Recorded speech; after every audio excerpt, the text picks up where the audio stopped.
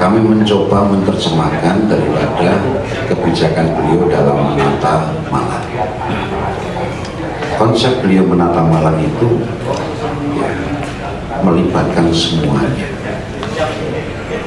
Dengan Malang bermartabat itu berarti mengajak semuanya untuk ikut serta. Nah, di FKUP ini kita awal mencoba untuk merumuskan apa-apa yang harus dilakukan yang menjadi utama dan mengajak seluruh komponen yang ada di Malang ini untuk bisa bersama-sama menciptakan daripada kerukunan itu dan mengaplikasikan di dalam kehidupan nyata sehari-hari. Makanya muncul beberapa kegiatan yang kemarin di Tanjung. Tanjung itu satu kehidupan yang nyata, kerukunan antara masyarakat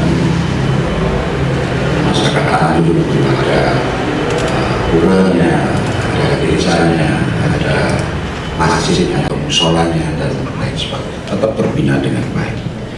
Nah, ini kita coba mengaplikasikan, merumuskan dalam ruang-ruang kecil, small area, supaya dari ruang-ruang kecil dan area yang terkecil itulah kita membangun kerukunan. Kalau area terkecil di Kota Malang ini terwujud kerukunan, ya insya Allah di Kota Malang secara kota akan terbangun kerukunan. Nah, itu alhamdulillah. Nah, sekarang sudah terwujud. Apalagi beliau juga memberikan atensi yang besar terhadap tempat ibadah kan. Jadi memfasilitasi tempat-tempat ibadah yang sudah ada di Malang ini, kalau lengkap suratnya sudah difasilitasi supaya disertifikat secara formal dan itu free. Begitu juga atensi terhadap organisasi keagamaan. Itu semua perse yang beliau lakukan dalam rangka untuk membangun secara komprehensif kehidupan kerukunan yang ada di Malang ini.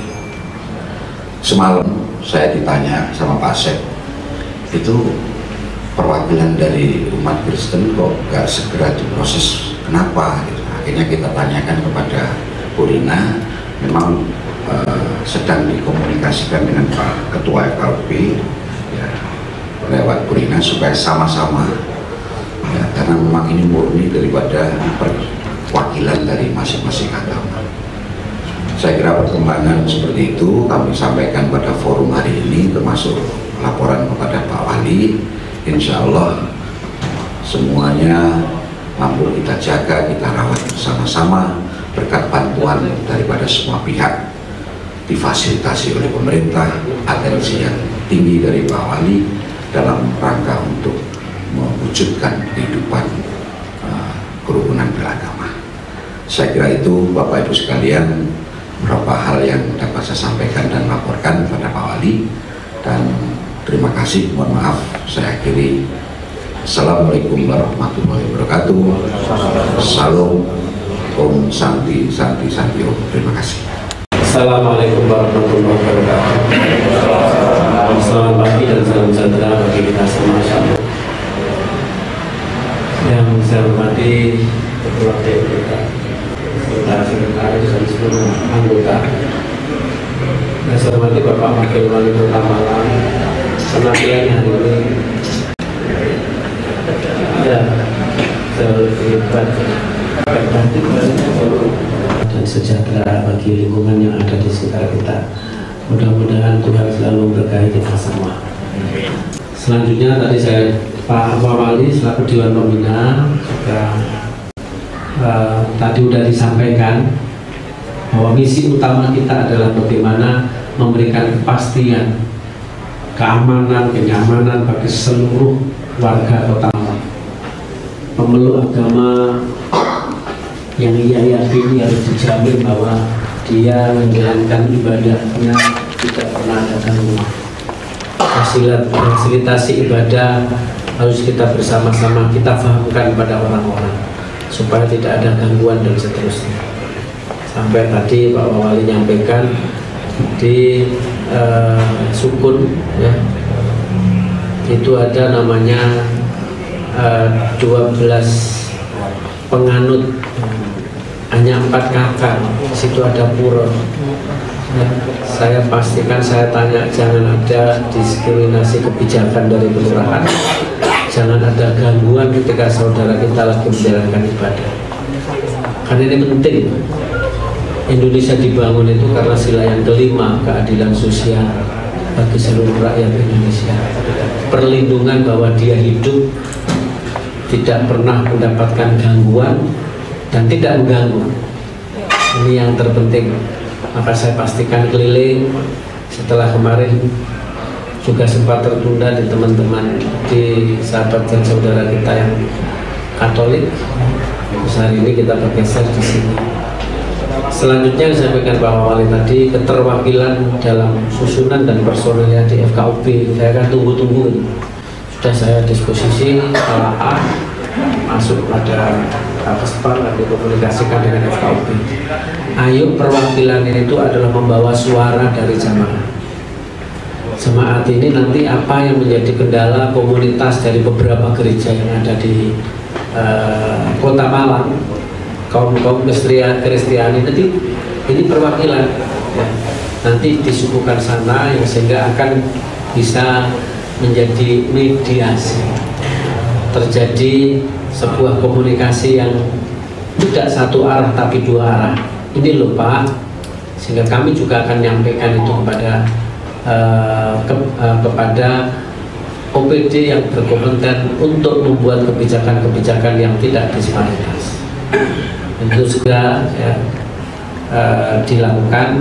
Yang pergantian yang kemarin usulan dari panjenengan semua sudah masuk di kami, dan kami selalu komunikasi dengan KUB, kami komunikasi dengan Bapak untuk melakukan percepatan.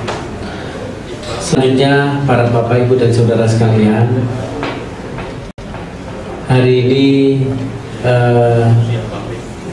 seakan-akan kita ini kan semakin hari dengan situasi disrupsi digitalisasi ini, kehidupan kita seperti di kaca, di gelas ya. Aib saudara kita ya, itu atau perilaku saudara kita satu dengan yang lainnya bisa dilihat dengan mata kepala kita sendiri, bisa dilihat dengan orang dan menjadi bumbu-bumbu yang seakan-akan itu bisa dipublish. Padahal agama kita juga melarang ya, ketika ada saudara kita, kecuali dia ada kejahatan yang punya masalah sedikit terus dibuat bumbu-bumbu gitu, maka saya mohon kepada para jemaat melalui pendeta-pendeta untuk waspada terhadap berita-berita yang membawa ya, yang membawa hal-hal yang itu akan merusak integritas Indonesia, keutuhan teritori yang Bhinneka Tunggal Ika itu. Kemarin ya contoh aja, kita dibawa ke Halal City, kayaknya Malang itu akan dibuat semuanya agama satu. Nonsen, tidak mungkin. Divisi misi Kota Malang ya, misi yang keempat itu salah satu di misi yang ketiga itu adalah bagaimana kaum rentan termasuk minoritas ini harus dijaga. Itu kan tidak mungkin bertumbuh, tapi kan namanya kepentingan digiring kemana-kemana. Saya dimana. Nah, hal yang sini, sensi-sensi ini kan, ayo jangan sampai kita terprovokasi oleh kepentingan-kepentingan orang yang tidak senang terhadap kemapanan. Baru-baru saya juga di WA ada jual guling, babi guling terus yang ngomong itu kan pakai jilbab ya, wah kriuk-kriuk dagingnya enak. Dia tidak ngomong daging babinya, kriuk-kriuk enak. Yang dimakan daging sapi karena dia Muslim. Tapi di sana ya masukkan terus ini ya. Saya sampaikan, saya diprotes pada ada tokoh-tokoh agama, gimana ini Pak Wali? Saya bilang betul tuh baca satu, Ketika kita menutup objek, apakah tidak zalim? Karena ini adalah sumber kehidupan bagi mereka. Tolong satu gitu, apakah YouTuber tadi diperintah oleh yang jual? Oh, sekarang itu enggak ya, gegeran di dalam rumah tangga di video ya. Harapannya nanti menjadi konsumen publik ya, mungkin jadi konsumsi publik.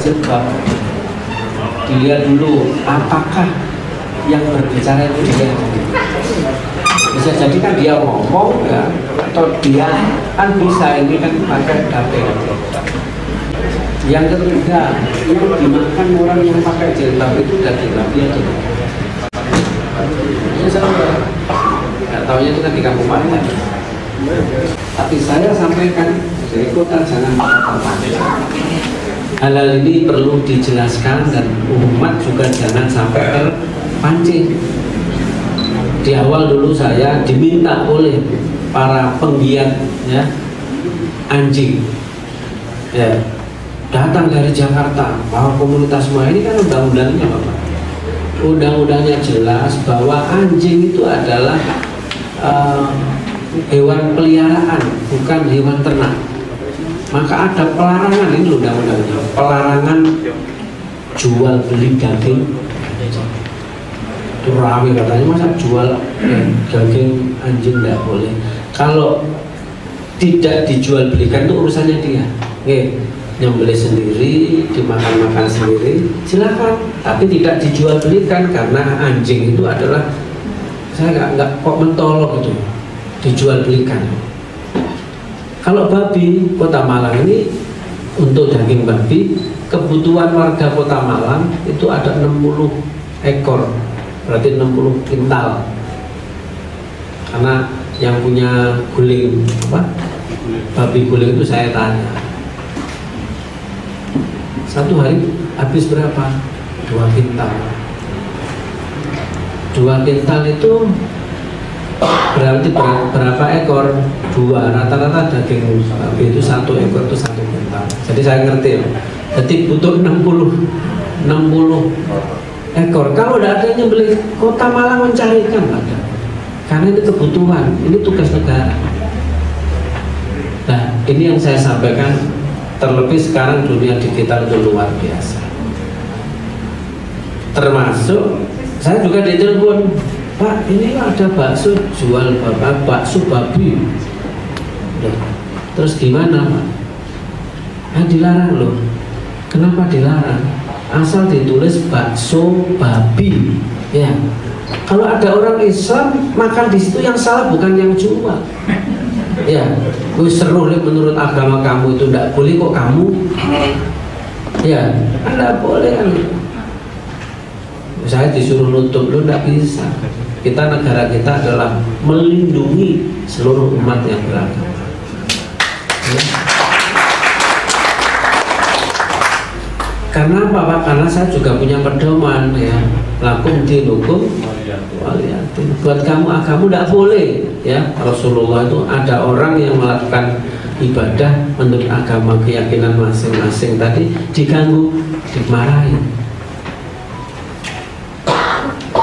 Karena kita hidup itu tidak bisa hidup sendiri. 2023 sudah mulai ya.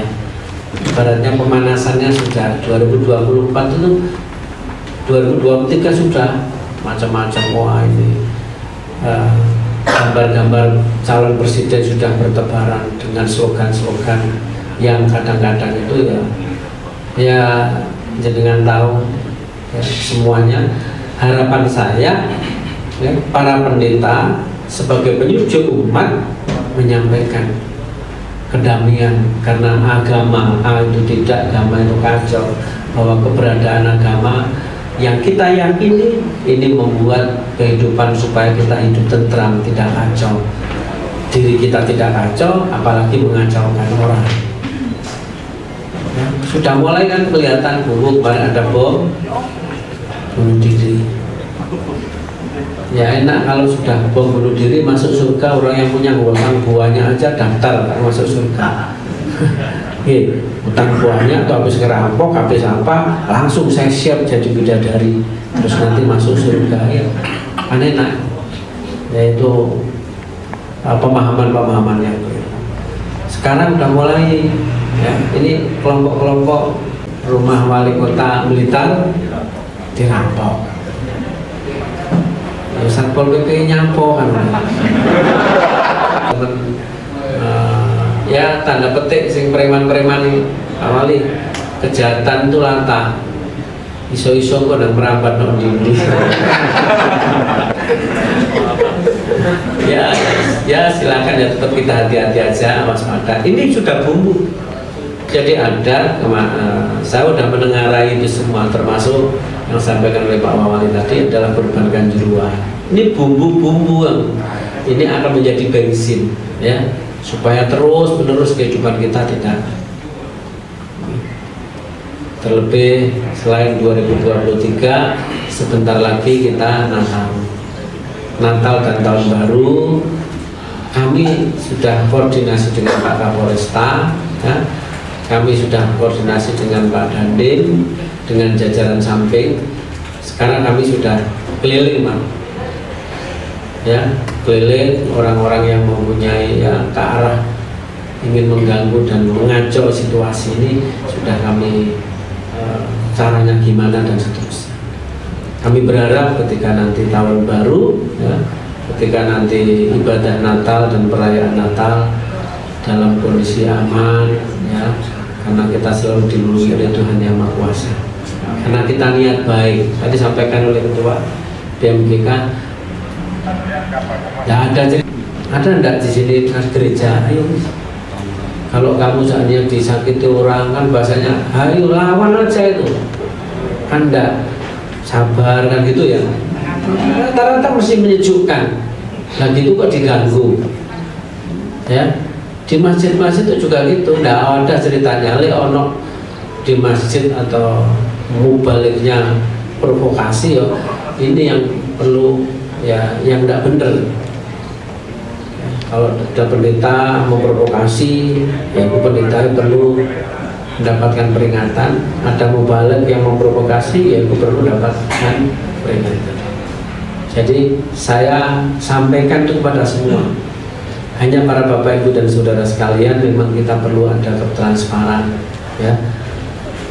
Jadi dulu itu kalau ada gereja mendirikan, ada umat Kristiani mendirikan gereja di sana, itu kan di suudoni itu dia Pak, di negative thinking bahwa oh itu loh penyebaran pada agama yang diyakini. Nah kalau dijelaskan oh di sini loh kaidahnya itu menurut agama yang diyakini, kalau kelompok gereja ini harusnya di sini dan seterusnya.